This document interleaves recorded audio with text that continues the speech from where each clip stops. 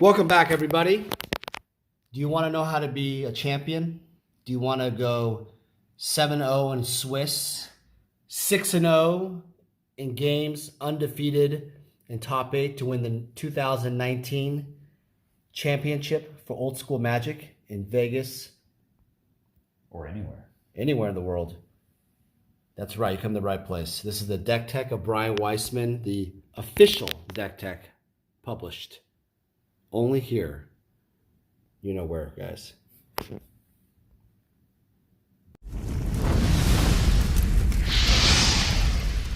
Vintage Magic. Game, collect, invest. For more information about our consulting and professional services, visit vintagemagic.com. All right, guys, welcome back.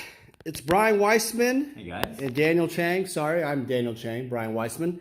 And this is the official deck tech. What's really funny is I'll put the link of the first deck tech he ever did. Oh, man, what a difference. When we first met at my birthday dinner, basically. Yeah, God, what a difference that was. And I want you guys to watch it because it really shows you how the evolution has evolved.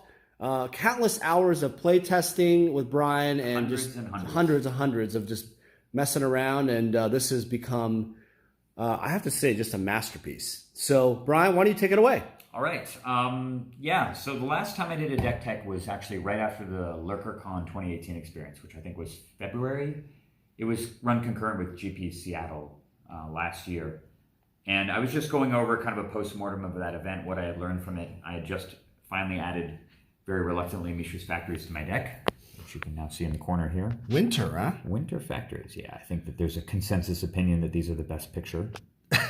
And I happened to get lucky enough to buy 4 copies of them from Card Kingdom before they spiked massively in price. I'm sorry I didn't buy them from you. Oh, God, who cares? But Card Kingdom is my main go-to place just because they are local and fast. Well, you're a whale. Anyway, this deck has been evolving steadily since that day. The biggest thing of all, and the sort of main breakthrough that I made with this version of the deck, was the departure from red as a primary color. Historically, the deck has been a 5-color deck. It's been not just blue and white and a splash of green, but it's run a fairly large black component and a red component as well, usually in the form of main deck Fireball, main deck red Elemental Blast, and often sideboarded red Elemental Blast, and even sideboarded Blood Moons.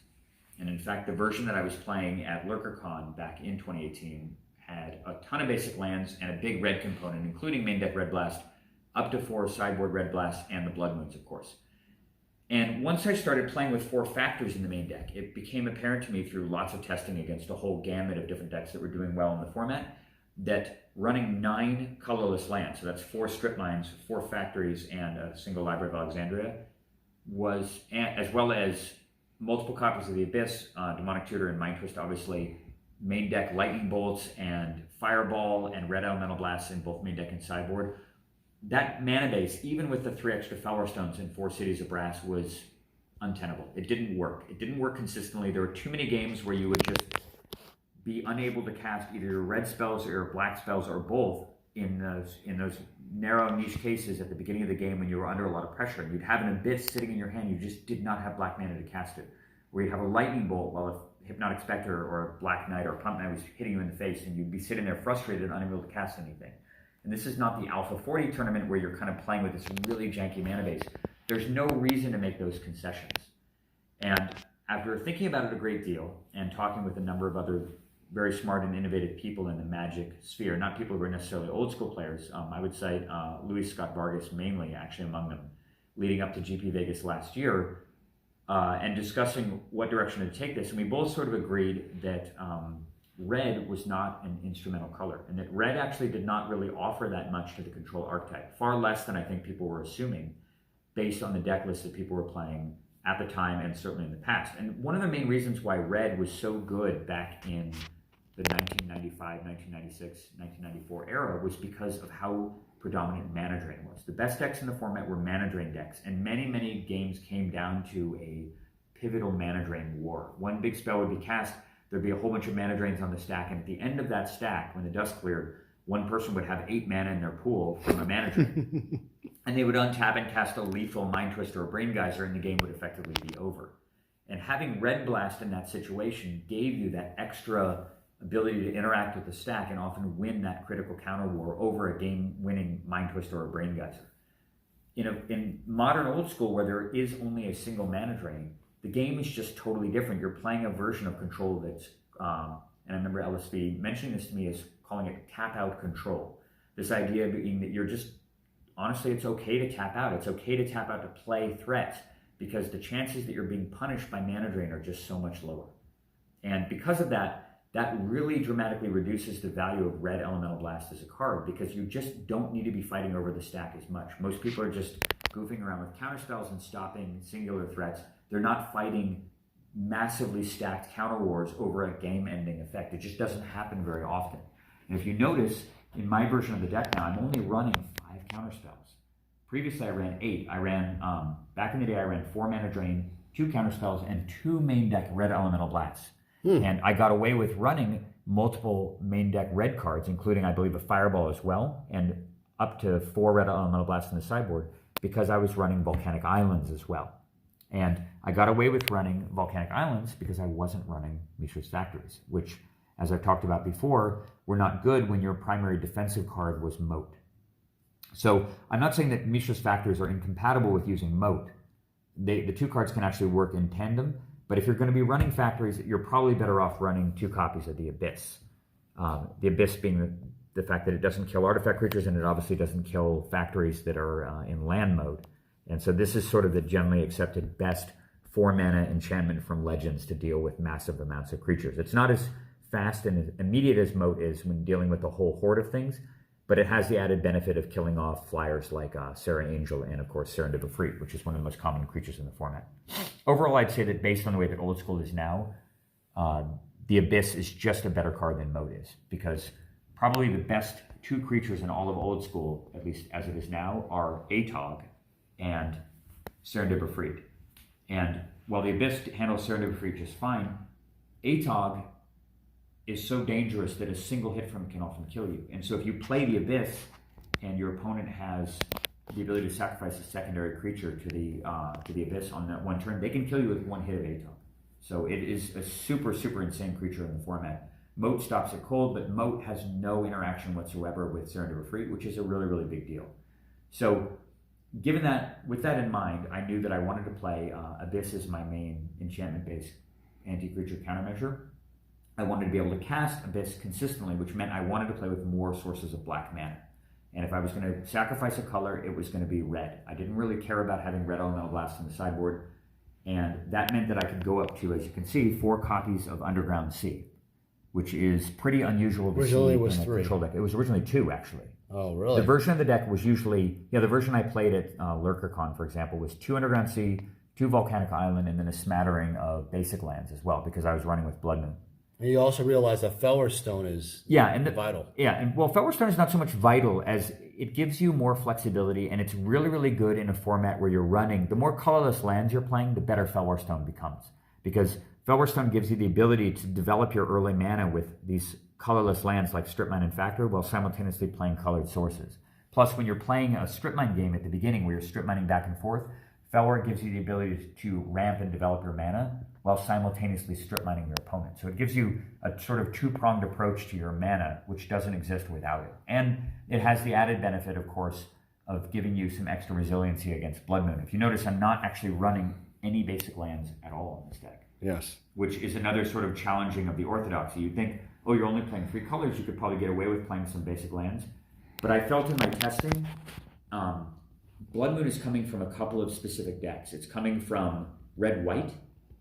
It's coming from blue-red. Those are the 2 main decks that are running Blood Moon that I worry about. Obviously, it can show up in mono-red as well, but I don't think that mono-red is as threatening as as those other 2 strategies. Blue-red is more dangerous, and red-white as well. And in those 2 strategies, if you have 3 Fellwar Stones in your deck, well, if they are playing red-white, they have basic planes, and so your Fellwar Stones activate and make white mana against those decks. So you can disenchant their Blood Moon. And against the blue-red decks, they're running basic islands. The Fellwars now make blue mana, and you can blue blast Blood Moon. So the Fellwars, along with the Sapphire and the Pearl and the Lotus, give you enough flexibility, and obviously with Chaos Orb as well, that you can usually handle Blood Moon so that it's not catastrophic. Sometimes it does come out and you're just drawing all non-basic lands and you lose. But I found that was such a rare circumstance that it wasn't worth giving up the robust mana base that you get from playing all dual lands to the point where I felt that it was worth the sacrifice. So the version that I finalized for GP Vegas ran this exact mana base. It was this 100%. And if you count them all up, it's 4 factories, 4 Tundra, 4 Underground Sea, 4 cities, City Brass, 4 Strip Mine, 3 Felwar, the 6 jewelry set and library. That's a total of 31 mana. Explain to people why you do Divine Offering. Yeah, that's a very good question. Yeah. One of the very final changes I made, actually, this card right here used to be an Ivory Tower. That was the main deck inclusion that I changed right before the event. I had a 4th Disenchant in the sideboard, and the reason why I ran with a Divine Offering is my testing showed, and this was actually a sort of tech thing that I used in GP Vegas last year, was that so many of these games come down to a razor's margin of life. Literally 1 or 2 life points can often be the decisive factor in whether or not you win or lose the game. Part of that is the fact that you have fewer counterspells, so that you're required to kind of soak up more damage.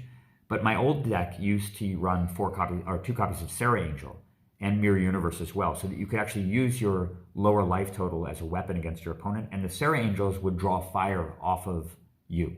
So you play a Serra Angel, your opponent now has to Side Blast the Serra Angel over you, or they have to Plowshare it and you gain 4 life. So the requisite for life gain was smaller. You just didn't need to run sources of life gain in the main deck, although we did run Zoran Orb once that card was printed in Ice Age in 1996. And I think we actually did run Ivory Tower back in the day as well. But because you had an alternate source of life in your creatures, not necessarily because you're literally gaining life off the creatures, but because the creatures are absorbing burn, meant that you had a sort of quasi-higher life total. And of course, Mirror Universe gave you the ability to drain 15, 20 life out of your opponent if you needed to. All right, take a break for a second. This is a huge video. Worth it, man. Yeah. All right, welcome back. So we have more technical difficulties. But now we're charged up a little bit. Yes. All right, so we're going to wrap up the main deck. We're finishing up with Divine Offering and how it gives life total. Yeah, you had a question just about why I was running a Divine Offering main deck. And again, I was talking about how in the absence of more traditional forms of life gain, this card's ability to gain a couple of life in a pinch can often make the difference between winning or losing the game. You'll see that actually in the first game against Eric Froelich in the top 8, when we were playing in the semifinals. That single copy of Divine Offering was instrumental to the way that game turned out. The game would have been almost unwinnable, probably unwinnable without the Divine Offering in the deck. But the thing is that because you're running so few counters, you often get in this situation against burn decks, particularly decks running Psionic Blasts usually, where you are at a very, very low life total and you have complete control of the game. You have tome, maybe multiple tomes running, but at any moment your opponent can just top deck a kill. And you don't have very many counter spells, so you're sitting there and you're reduced to being able to either Swords to Plowshare your own creatures to survive, or potentially Divine Offering on a JMD tome to live. And I can count at least more than a dozen games where I've been in command of the game and I've had multiple tomes running, and obviously only a single JMD tome effect is usually enough to win. And my opponent draws into consecutive running lightning bolts or something and takes me from 4 down to 0. And I survive by casting Divine Offering on my own JMD tome, gives me 4 more life, and I'm able to recover and finally win the game with factories. And that card alone can make the difference between winning or losing a sizable subsection of games, to the point where I was actually opting to run a Divine Offering over a 4th Disenchant in that slot, because I felt that the potential of life gain outweighed the flexibility that Disenchant offered, particularly in the first game. There just aren't that many enchantments that you run into in game 1 where you need to have a Disenchant at the ready. The range of enchantments that are really dangerous are Land Tax, Sylvan Library, potentially Land's Edge, Blood Moon, and Power Surge. There just aren't that many enchantments that people are running in their main deck that you need to be able to disenchant. And that removed the imperative to run a full set of 4 disenchants for the event, at least last year. But when I moved Ivory Tower out, that allowed me to move the 4th disenchant into the main deck while still keeping Divine Offering in the main deck for a total of 5 main deck artifact kill, which I really like, because one of the things that I've talked about for years and years and years is that the actual strategy with this deck, the control archetype in general in Eternal Central Old School, is that this is actually the best land destruction deck in the format. People think of land destruction conventionally as being red, blue, green, the Jun colors using Ice Storm, Sinkhole, Stone Rain, and Strip Mine in parallel. The problem is that that strategy has no card draw. And when you actually combine blue's control over the game with blue's card draw, and the 4 Strip Mine core with the artifact removal and a secondary layer of counterspells and recursion in the form of regrowth and recall, you can often actually destroy 8, 9, 10, 12 mana sources that your opponent is trying to deploy and keep them completely pinned down and unable to do really much of anything through most of the game. And I've had games where we've reached mid-game and my opponent literally has no permanence in play at all. Right. And we're on turn 15 of the game because I've strip mined them 7 times, disenchanted 2 Moxes, counterspelled their Lotus, Chaos Orbed away their Soul Ring, and they just have nothing. And eventually you Mind Twist away all the spells in their hand and they can't do anything. Because the deck's ability to contain its opponent and wreck all of their mana is actually one of the most fundamental strategies that this deck is trying to employ. That's certainly the best use of Disenchant and Divine Offering. And so having 5 artifact kill as a way to kill off Moxes and Felwarstones and stuff is often the easiest route to achieving victory in an old school game. Any weaknesses in this main deck, in your opinion? I mean, just yeah, I would say the fundamental weakness is that you have a preponderance of mana. You're running 31 mana sources, and against a deck like Mono Red, which is running usually a much smaller mana component and a lot of single mana spells, Goblins, Goblin Grenade, Lightning Bolt, Chain Lightning, Black Vice, Anka Mishra, Atog, even really dangerous threats that only cost 1 and 2 mana to deploy. The Strip Mine containment game doesn't really work all that well against them, and if they get Vices and Ankhs on you and you don't draw artifact kill, then your entire card advantage theme goes out the window. You can't run a Jam Day Tome effectively when your opponent has 2 Ankhs of Mishra and a Black Vice in play against you. You just can't do it. And as a result of that, you get this situation where you just have too much mana. Your hand gets gummed up, you draw mana source after mana source after mana source, and you don't draw enough cards to actually react with the board, and they can just kill you off before you can actually get entrenched into the game. So the fact that the deck has such a big, robust mana base can actually be a weakness if you're not able to employ the card advantage component of the deck. You're kind of relying on being able to use Jam Day Tome to draw you through all the extra mana that's in the deck, because the deck is running 31 mana sources.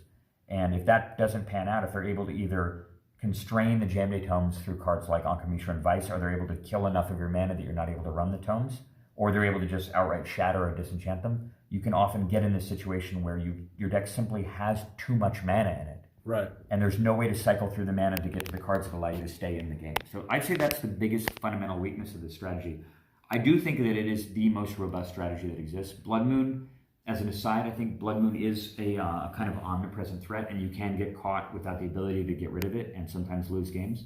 But like in the match against Athena that we played, she cast lots of Blood Moons against me. And if you have to just be ready for it. You've got to just assume their turn 3 play is always going to be Blood Moon. They've always got it in their hand at any time the card's going to show up. And so you have to be careful. You don't disenchant a Black Vice even when you've got 5 or 6 cards in your hand. Right. Because you know that you can play down underneath the Vice as long as there isn't a Blood Moon in play. You can get your hand onto the table and not have to worry about Black Vice. And then when they play Blood Moon, you've still got the disenchant to kill it because you took an extra 3 or 4 damage off of a Black Vice in order to get your hand size low. Maybe you play a Blue Elemental Blast on something you don't need to do. But the point is predicting in advance what you're gonna face can make such a huge difference in terms of how the game plays out, and you can circumvent, you can get over some of those inherent weaknesses in the deck, and then whatever weaknesses you might have, you can address with the sideboard. All right, guys. So that brings up the sideboard next. Let's take a look at this in a second.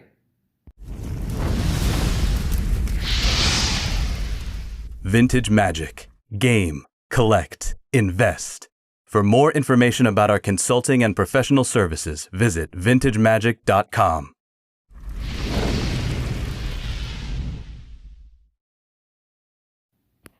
And the reason why you won the entire Grand Prix Vegas is because of this, guys. These little guys. The mighty sideboard. No, actually, I wish I could give credit to the Hypnotic Spectres for winning me the entire event. But the truth of the matter is I actually only boarded them in the finals. They only mattered in the very final game of the finals. What was the superstar on the sideboard? The superstar on the sideboard is this card right here, Divine Offering. And Blue Elemental Blast to a lesser extent. Blue Elemental Blast handles a lot of the problematic problematic matchups. And Divine Offering, though, I think is the super MVP. So a few things before I get started about the sideboard. I was going to point out the things in the main deck that tend to be, if you are playing this deck and you decide to use this exact version, obviously you have to be on the lookout for when Abyss is not going to be at its maximum utility. And if your opponent is playing with creatures, it doesn't necessarily mean you keep Abyss in against them. You really need to make the determination, how likely is Abyss going to be a backbreaking card against your opponent. If they're only running 4 to 6 creatures, you can usually handle whatever they're doing with just the copies of Swords to Plowshares and Mishra's Factories on defense. And Abyss may actually wind up being not as good as something like Blue Elemental Blast or potentially Divine Offering, depending on what their deck is trying to do to you. Other really good cards to sideboard out. Fireball comes out against lots and lots of decks. I constantly see control players keeping this card in because they love the feeling of just finishing their opponent off with a big fireball to the face. But in almost every single situation where you're using Fireball I'm not running Fireball as a finisher. That's the thing that's really, really important. I'm not using this card to actually win the game most of the time. I'm running Fireball because Fireball kills Pump Knights. The format is filled with Orders of Elite Board and Orders of the Ebb in Hand, 1 toughness creatures, as well as Savannah lands. And the ability of Fireball to just pick off 2 creatures can often be the difference between winning and losing a game. It has the ability to scale as the game unfolds, so you can blow up a Serendib Freight with it, you can take down a Sarah, and late game you can go face with it, although I don't really count on being able to do that. I often use the Fireball, I burn it early to kill a creature or 2, and but having it in the deck... Unless your name is Eric Peterson. Yeah, we'll talk about that.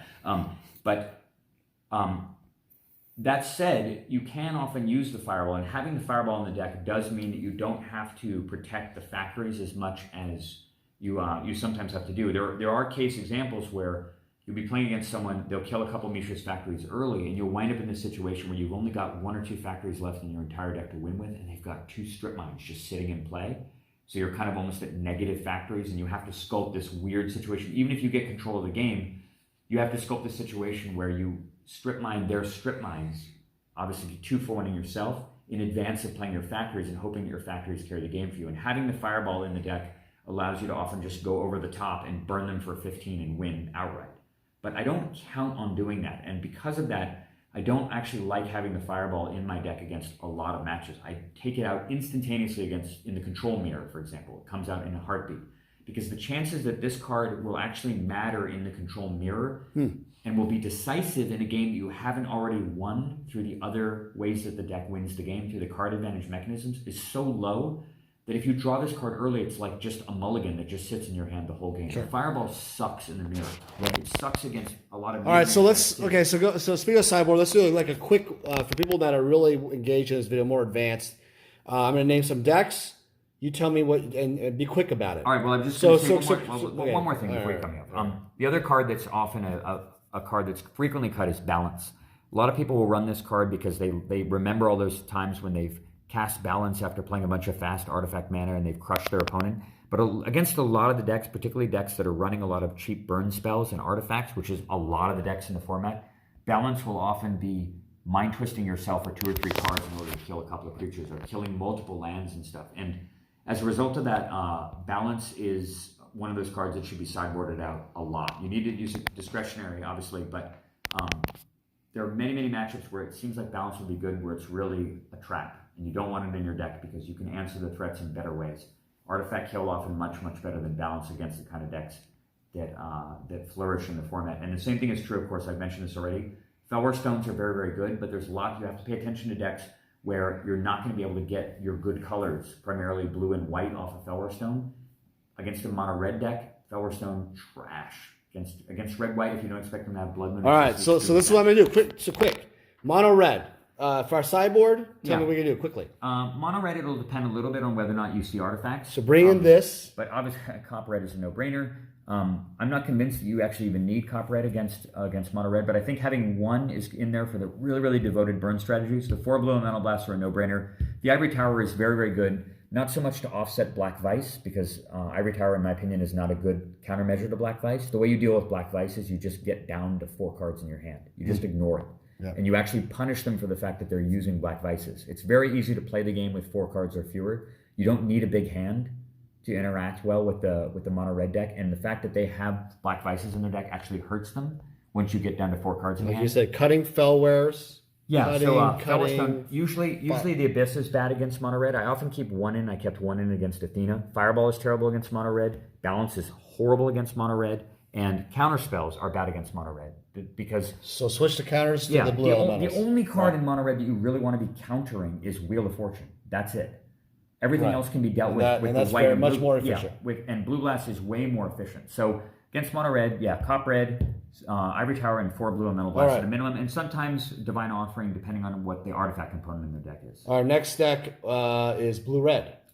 Yeah, blue-red is interesting. It's the most complex deck to sideboard against and probably the hardest matchup in general. And there's obviously a million variants of it. The standard version is similar to the version that Eric Froelich used in the event, which is Grixis. It's blue-red predominantly, but it runs the black cards as well. It usually uses Mind Twist and Demonic Tutor, and they often run Gloom in the sideboard as well. And to me, that's the hardest nut to crack in the format because it comes at you so many different ways. It has blue damage in the form of Serendipity Freed and Side Blast. It has red burn, so Chain Lightning and Lightning Bolt. And of course, it has black disruption and artifact damage in the form of Black Vice, Ankh Mishra, and these factories too. So it's 3 different types of aggression, and there's no singular solution to deal with it all. But depending on the way that blue-red, I've actually found that the Spectres can be very, very strong against blue-red, particularly after sideboarding, because they tend to pull out a lot of their cheap red spot removal, usually Chain Lightning and often even Lightning Bolts, in favor of red elemental blasts and extra artifact kill in the form of Detonate and Shatter. And you can sometimes just catch them with their pants down by playing a Spectre, and they just don't have an answer to it because they were only running like 3 bolts and a couple side blasts because they've taken out most of their burn. But now now they've watched this video, they could Jedi mind trick you. Well, perhaps, but I'm not necessarily going to use the Spectres. Obviously, the blue elemental blasts are the best thing, and I found Ivory Tower actually to be surprisingly good against blue-red. They often have a hard time counteracting. So what are we taking out to get the Spectres in? Well, you have to pay attention to how many creatures is the blue-red deck using. They usually use Serendipity Freed, but I don't think that Abyss alone, I don't think that using Abyss against just Serendibs makes sense. Divine Offering generally not very good against blue-red. Right. You do want because the real dangerous thing that they obviously these 4 in. Yeah. Well, not necessarily, but the thing you really worry about, the most dangerous card that the blue-red deck uses against you is actually a blue card. It's Energy Flux. Energy Flux. Yeah. So having 4 disenchants against them is really, really critical. And Flux is by far the most dangerous card. I don't find that Balance is very good against blue-red, and obviously the Fireball sucks against them too. So the sideboard tends to be something like that, removing Abyss, removing Divine Offering, removing Fireball, removing Balance, bringing in some mixture of blue elemental blasts, often the Ivory Tower, and then some number of Hypnotic Spectres. You don't care about this? No, not at all. Now, how about that's the complete trap. Yes, not at all. Cop red is terrible against blue red. It's horrible against. And that's what you were telling me is that you thought your initial impression was, yeah, I'll have to buy 2 cop reds, and it would kind of give me a better, No, it's the COP red is only in there against a mindless Goblin Grenade aggressive mono red burn deck that can kill you by like turn 4. So you don't care about COP no, red it sucks. When I played Froelich in the semifinals, I did not use a single copy of COP red against him. There's no reason to because the good players are going to take most of their red damage out. They're going to leave Atog in, but they take out most of the burn and they bring in control elements. And Atog is just swords or something. Right, exactly. They bring in blasts and they bring in artifact kill, and they don't run burn spells against you. You're not going to lose the game against Atog to Chain Lightning and Lightning Bolt. It's almost never going to happen. They're going to kill you with Mind Twist, Wheel of Fortune, Time Twister, Black Vice, Ankh Mishra. Those are the cards that kill you, and Cop Red doesn't answer any of those cards. So Atog, bring in these bad boys. Yeah, Divine Offering for sure, and and probably Ivory Tower, and certainly the blue elemental blast. And against Atog, again, you're cutting the same suspects. You're cutting Fireball, cutting Abyss. I think I actually left 1 Abyss in against Froelich because he had 8 creatures in. Yeah. And given the fact that he's a blue-red deck, he doesn't have any answer to them. I cut Balance, certainly, and I cut a couple of counter spells and all the Felwar Stones. Gotcha. To bring in those things, to bring in those control elements. White weenie and black weenie. Or black. That sounds bad, guys. Yeah, I mean, I don't think that mono black weenie is something you have to worry about. I actually played against that. Well, how about mono black? I played against black weenie in the second round of the event, right? And just crushed him because they can't deal with the Abyss at all. They're just dead to the Abyss. So for sideboarding, leave the Abyss. 100%, yes. Divine Offering, not very good against them. Yeah, terrible. Balance, depending on whether or not they're running like a Hymn to Torak sinkhole version, which most of the Weenie decks are using, I think actually you do keep Balance in against them. But Divine Offering can usually come out. You generally don't need Disenchant. The only cards you're really worried about are Gloom and Nether Void. And Disenchant isn't really a good answer to either of those. You kind of just deal with them by putting more stuff on the table. You didn't bring Sep? No, really? not at all. Wrath of God, quite good against against Black Weenie. But my deck is so good, I think, naturally against Black Weenie that I don't really think that you need much of a sideboard against it. I brought in Hypnotic Scepter, and it was amazing. That's just lucky, honestly. Yeah. Well, maybe I got lucky. Yeah. I also did Control Magic for mine. Yeah, I know that you ran Control Magic. I don't think that Control Magic is particularly good because unless you're stealing a Jizan, I guess stealing a Spectre is okay. No, I stole their Spectre. Yeah, but they have Spectres too, and I don't count on being able to just... Like, you don't want to spend 4 mana to control magic on a black knight. Sure, it's stupid. You know, it's just like, it's not a good interaction. Got it. When you're spending 4 mana to answer a 2 mana thing, it's just, you're falling behind. Oh, and keep Fireball, right? I think Fireball is excellent against them because they tend to run tons of orders of the Ebon Hand. Got it. And being able to burn away multiple orders of the Ebon Hand is really, really good. And, but again, it's one of those decks that I think this deck is so good against mono black that I don't consider it a particularly good threat. Maybe I'd bring in, I think honestly, I'd probably bring in just Wrath of God and I'd cut Divine Offering and I'd play the rest of the deck just straight up against him. Got it. I don't think you need. All right, so White Weenie, a protection from Abyss. A lot of those guys. Yeah, White Weenie is the same thing. It's another deck that I just don't think is very difficult to kill. So you take the Abysses away? No, you run Abyss against them. They have some pro black creatures, but they tend to run a lot of things that aren't killer. They run like Acacian Javelineers, they run Savannah Lions, they run Sarah Angels usually at the high end, they run Thunder Spirit. They're all handled by... So you bring Wrath of God. Yeah, Wrath of God probably, and just cut the single Divine Offering and you're fine against White Weenie. I don't think it's a particularly dangerous... What is the strategy with Wrath of God? You just wait have them do like 3 creatures and then kill them all. Honestly, getting two for 1 with it is fine. That's all. You're not expecting to get a lot of cards with it. You don't even need to. Got it. It's just having... One of the problems with the Abyss versus Moat is that when your opponent has 3 or 4 guys in play, and you play the Abyss and they go, okay, I'll sack a Savannah Line and hit you with these 3 other guys and cast another guy, and you're just behind the whole time. And even though you're killing a creature every upkeep, you're still taking 6 a turn and you still lose. Wrath of God allows you to clear out everything. Stabilize. Instantaneously stabilize the game in the same way that Moat would do that. Only you don't have to worry about them disenchanting. How about Land's Edge and Land's Tax? That was the last game I beat Lance Libido. Oh, I see, yeah. I think Greed... That was Randy Bueller's deck. Greed is incredibly strong against that deck. I think that Blue Elemental Blast, particularly because they tend to bring in Red Blast to deal with you, is pretty good. I don't even know if Divine Offering is that good, although being able to take down their Moxes is pretty good. But again, I feel like that deck is at a huge disadvantage against the deck. Obviously, like a multi-combo sideboarding deck. Against it, yeah, you cut both Abyss, you cut Balance, you cut Fireball for sure.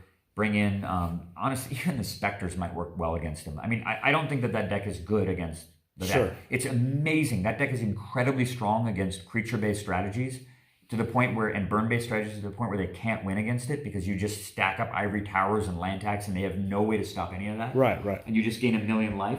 But against classic control decks, they kind of have to dodge good versions of the deck and the deck players. Got it. And then probably left over is in terms of the deck, right? The mirror, which is what I finally faced in the finals. And in the mirror matchup, of course, that's where these 4 guys are the all-stars. So I want to talk about Hypnotic Spectre. These 5 in general, yes. Well, the 4 Spectres in particular. When I played this deck at GP Vegas last year, the difference was that I had not. Oh, so you did play this one. A close version of this, although different by a number of cards, both main deck and sideboard. The difference was that I was not using Hypnotic Spectre yet. I was using Hymn to Torak. Oh, I increased my black component to the point where I had both 4 Underground Sea, 4 City of Brass, Mox Jet, Black Lotus, and 3 Flower Stones. I had so many sources of black that it actually made sense to run double black spells against decks that had black lands. And obviously the control decks running Underground Seas and Cities of Brass have black lands. So you have so many sources of black that I could run Hymn to Torak. But the more I thought about it, the more I realized that Hypnotic Spectre did that exact same thing, but it was consistent damage, it was a finisher, and it also had additional abilities against other types of decks in the format. But in the mirror, the card is absolutely insane. It's so powerful. And this is the reason why, is that there are three interactions that happen with Spectre when you're playing the mirror match after sideboarding. The first interaction is the most ideal one for the opponent, and that's when you play a Spectre and they have a Swords to Plowshares for it, provided that they've kept the card in their deck. And in that situation, you play a Spectre, they Plowshare it, you gain 2, and you move on. That's one of the three scenarios. But in the other scenario, they draw Swords to Plowshares and you don't have a Hypnotic Spectre, and instead you've got a Jam Tome, which they, instead of having a disenchant for, they've got a Swords in their hand. And now you win the game with the Jam Tome because they have the wrong answer for it. So you come out ahead in that situation. And then there's the ultimate situation. You play a Spectre and they don't have a Swords in their hand, or they don't have a Swords even in their deck because they've sideboarded out all their removal in favor of enchantment kill and red blast and stuff. And your Spectre single-handedly wins you the game. Right. And it's so easy to have that situation happen, and it's so dangerous for the opponent that they can't take their Swords to Plowshares out. They just can't. Even though they know that I'm bringing in Spectres and they keep 4 Swords in their deck, every time that I play a Spectre and they don't have a Swords, the game is almost instantaneously over. The card is so insanely powerful, and it's dealing damage every turn, and it can't be blocked by factories. So people are watching this video now, they're going to mimic your. It's fine. I mean, the cat's out of So the what? bag. So what are you going to do? Was momentarily on the Channel Fireball site with that initial post for the whole world to see until it got deleted, of course, when the tournament. So how do you interact with that? Well, this is just one of those sort of giant tech leaps, tech advances that the rest of the world, I feel, with Control hasn't caught up to yet. I mean, I played against a guy that guy in the finals that I played at GP Vegas was running straight up Esper, as far as I could tell. I think he had maybe a couple Cities of Brass. I didn't see any red spells. He was even running Scrublands. And yet, utterly, like, beyond comprehension, he did not have Hymn to Torak or Spectres in his sideboard. It's just completely insane. He had just more copies of Disrupting Scepter, which just is going to die to the artifact kill that you're already bringing in. Right. And as people will see in the video when we finally publish it, the fact that he was unprepared to deal with the sideboard tech was rather decisive in the final game. But I found that the Spectres are so devastatingly powerful in the mirror matchup that even when your opponent is prepared for them, they're so strong that it almost doesn't even matter. They're just utterly ridiculous. And as a second layer of that, this was another sort of last-minute decision that I made right before the tournament began, finalizing the last few slots in the deck, was the inclusion of the card Greed, which I'd considered somewhat in the past, but I had played some testing games against a friend of mine from Sweden, and he was using Greed in his deck in lieu of Jam Tome, and the card was ridiculous in the mirror, because your life total doesn't even matter. And the biggest problem with Jam Tome is that you play it and they immediately kill it with an artifact kill. And at best, you have to tap 4 mana to draw a card. But by mid-game, if you play Greed, they disenchant it and you go, okay, I'll pay 6 life and draw 3 cards off of it. I'll 3 for 1 off of the Greed. So they lose a disenchant and you draw 3 cards to replace it. And that's often enough to just straight up win the game. And in the mirror match, you've got a good 14 life points to work with, which is like an entire 7-card hand. It's insurmountable, really. Unless they're able to follow up with Mind Twist, Time Twister, or Balance to counteract it. That fact alone makes Greed so nuts in the mirror match that I felt that it was the best card that I could think of for my 15th sideboard card slot when it came down to a couple of different things. So Greed is what I ultimately used in the tournament. It was instrumental in beating multiple opponents, including I think a guy in the 3rd round in particular. It was phenomenal against, although I did sideboard it quite a few times. So Greed is the other kind of tech advance. All-star. Yeah, all-star. And running all of these, using Greed off City of Brass feels terrible, of course, but Greed off of Underground Sea, off Mox Jet, or off the Felwar Stones is just so delicious. When you spend 4 life at the end of your opponent's turn to draw 2 extra cards and untap, draw your draw step, play the Library of Alexandria, draw 2 more cards off Greed, and suddenly you're at a 7-card hand out of nowhere, and now you're drawing off the library, and they're just dead. All right, guys. I hope you guys enjoyed the video. Brian, thanks for this awesome deck tech. Later on, we should do some gameplay testing and such. But happy holidays, everybody. Hope you guys enjoyed all the videos. Brian, thank you so much for your time. You're welcome. If anyone wants to direct individual questions to me about specific sideboard decisions against don't send it to archetypes Edwin or Daniel Chang. Go ahead and just email me directly. Yeah, and you can just we'll find a way to do that. and just so you don't, Yeah. Did you want me to mention very quickly what you take out in the mirror? Do we have time? I have a few moments. Go ahead. Okay. Yeah. Fireball again sucks. Cut some number of swords to plowshares, usually 2 to 3. I usually leave at least 1 or 2 in just for people sideboarding in creatures, which people often do. They bring in Sarah Angels. The Abyss comes out. Balance, I think, is terrible in the mirror matchup as well, and that gives you 1, 2, 3, 4, 5, 6, 7 at a minimum. And you can bring in 4, 5, 6, 7, and then often up to 8 artifact kill. Although you don't care about this. No, whatever. I don't care. I want them to bring in Red Blast. That's so amazing if they bring in Red Blast, because then they get flayed by specters. Because Red Blast sure as hell doesn't stop Just specters. Yeah. All right, guys. Thanks again, Brian. Excellent, guys. What do you guys think? Is this the best version of the deck ever created? Comments below, or do you have opinions to make it better? See you guys later. Happy holidays. Merry Christmas. Thank you everyone for supporting our channel. It means a lot to me that you're enjoying the content we're putting out there. I have a Patreon page that supporters have access to special perks and rewards. Become a supporter at patreon.com/vintagemagic. As a patron, you receive exciting pricing on sealed product, flash sales, annual gifts, and personalized consulting services from me. Again, thank you for subscribing to our videos and supporting the channel. I love meeting players, collectors, and investors all over the world. If you see me at a Grand Prix, please come by and say hi. I would love to meet you. Thank you everyone for your support and friendship. Thank you everyone for watching the videos. I wanted to do a special thank you to Sam Tang from Kitchen Table Magic. He's been a great friend and a great artist producing the videos. Been very patient with me in his directing. And I also want to thank Brian Weissman. Brian and I have become friends out of this, and I've learned a lot from him. And he's spent countless hours sharing his knowledge and wisdom. Without you guys and the support of my Patreon, this would never be possible. If you guys have additional comments or suggestions, I'd love to hear from you guys. Just go to vintagemagic.com and go to the Contact Us page. I would love to hear from you. So thank you so much for watching. We'll talk to you soon. Hey guys, it's me, Daniel, with VintageMagic.com. I'm here to share with you more about our deck and set collector fulfillment service. The deck fulfillment service caters to the player. And what that basically means is if you are a player looking to fulfill your old school Magic deck, certain Power 9 or key pieces in your Vintage deck, or dual lands in your Legacy deck, we have the inventory and the resources to help you fulfill your needs. Next, we have the set collector fulfillment service. This really caters more towards the collector. Oftentimes I've been asked, hey Dan, can you help me find this specific graded card for this set?